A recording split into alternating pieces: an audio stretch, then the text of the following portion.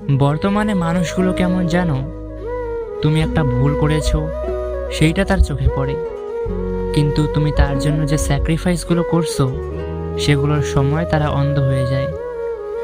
মানুষ এক্সপেক্ট করে সময়ের সাথে সাথে সব কিছু ঠিক হয়ে যাবে, কিন্তু রিয়ালিটি সময়ের সাথে কোনো কিছুই ঠিক হয় না, শুধু মেনে নিতে শিখে যায়। ম্যাচিউরিটি কি জানো?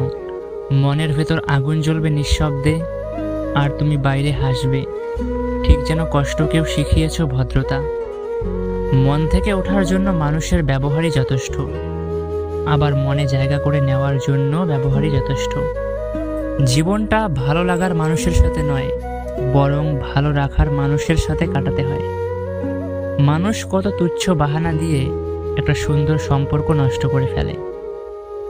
এরা কি আসলেই মানুষকে ভালোবাসে? বিশ্বাস বিশ্বাস তাকেই করা উচিত যে বিশ্বাসের যোগ্য। ঘুম হলো এমন এক জিনিস যা মানুষকে কিছুক্ষণের জন্য হলেও শান্তি দেয়। আমরা যেটা ব্যাখ্যা করতে পারি না সেটাই আসলে আমাদের সবচেয়ে সত্য অনুভূতি। গুরুত্ব নেই বুঝতে পেরেও যারা দূরত্ব বাড়াতে পারে না তারাই প্রকৃত হেরে যাওয়া মানুষ।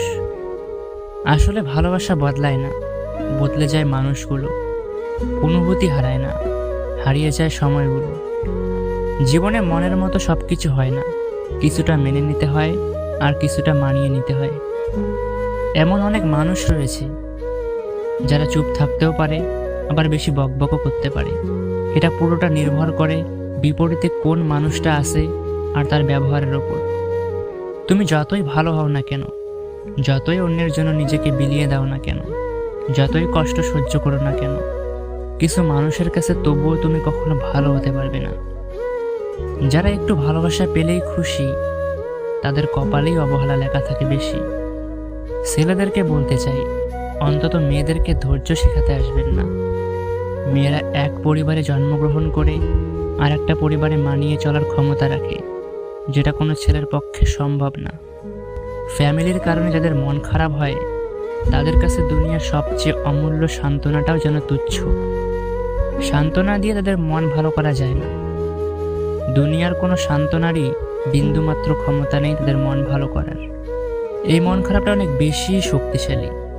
কিছু সময় পর চেহারায় মন খারাপ বোঝা না গেলেও মনের ভেতর থেকে ভীষণ মন খারাপ থাকে, যেটা আসলে কারো সামনে প্রকাশ হয় না। তুমি পছন্দ হয়েছো, এটা আনএক্সপেক্টেড ছিল। তুমি পছন্দই রয়ে গেলে, এটা ভালোবাসা ছিল।